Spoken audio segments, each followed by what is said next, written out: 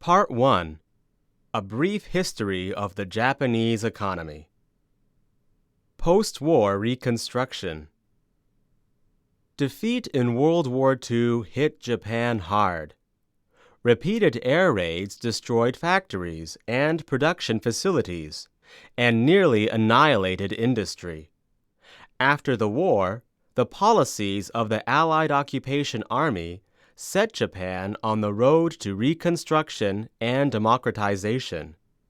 The first step the occupation army took was to break up the zaibatsu, like Mitsui and Mitsubishi, which had controlled the pre-war Japanese economy. Secondly, it implemented agricultural and land reforms to establish an owner-farmer system. Thirdly, it enacted the Labor Standards Law to help democratize labor. The priority production system was one policy that helped the post-war Japanese economy recover. This system directed Japan's limited capital and resources into the production of primary materials.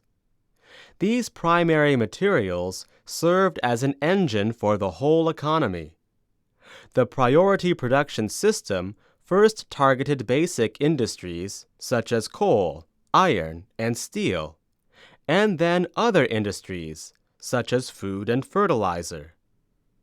The Korean War broke out in June 1950 and lasted until July 1953.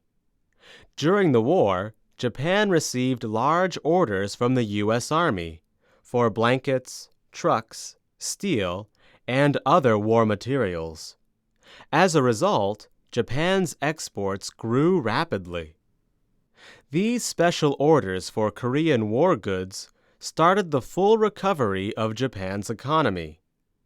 All the economic indices, such as industrial production, personal consumption, private sector investment, and the gross national product, GNP, returned to their pre-war levels.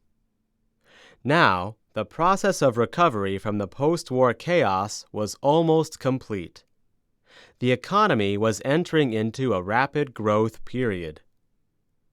The 1956 Economic White Paper declared, "The post-war period is now over." Rapid growth. After the post-war recovery, the Japanese economy grew strongly from the mid-1950s to the early 1970s. This rapid growth was due to a large supply of cheap, high-quality labor, a high savings rate, and a strong drive by corporations to invest. Soon after becoming prime minister in 1960, Hayato Ikeda announced the income doubling plan.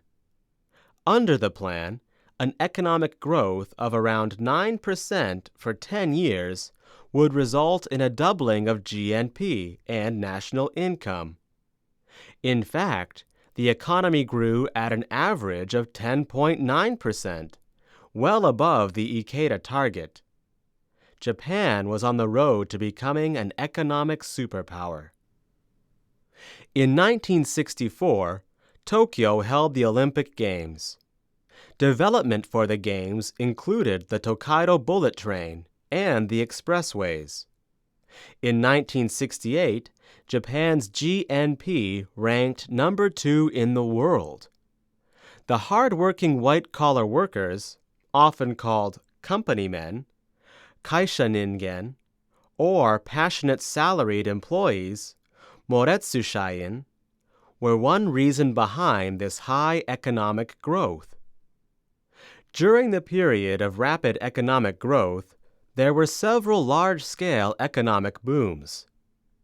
The Jimu boom, 1955 to 1957, and the Iwato boom, 1958 to 1961, were driven mainly by capital investment from the heavy chemicals industry. In contrast, exports of Japanese goods drove the next boom, the Izanagi boom of 1965 to 1970. During the period of rapid economic growth, consumer durables became more widespread, thanks to a fall in prices brought about by mass production. In the late 1950s, the television, washing machine, and refrigerator were called the three sacred treasures of consumer products. In the late 1960s, the car, the color television, and the air conditioner, the three C's, became the three new sacred treasures. However, pollution-related problems such as Minamata disease and Itai disease in the late 1960s showed that rapid economic growth had its negative side too. In 1971, U.S. President Nixon stopped the convertibility of the U.S. dollar into gold. This was called the Nixon Shock. This forced the yen exchange rate up. Next, the 1973 Yom Kippur War in the Middle East started the first oil crisis and caused the price of oil to rise. These external shocks brought Japan's rapid growth to an end. The economy grew at slower and steadier rates from this point on. The bubble economy. The boom of the late 1980s and early 1990s was driven by a bubble caused by speculative fever in real estate and stocks, known as the bubble economy. The 1985 Plaza Accord triggered the bubble economy. Finance ministers and central bank governors of the five advanced nations, G5, assembled for the Plaza meeting at the request of the United States, which was suffering a trade deficit brought about by the strong dollar.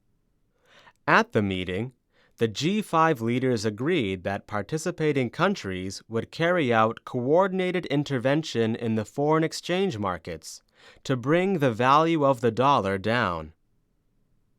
As a result of the Plaza Accord, the yen appreciated rapidly.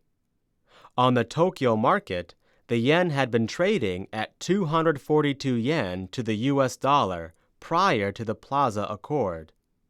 By the end of 1985, the yen had become so strong that it passed the 200 yen to the dollar level.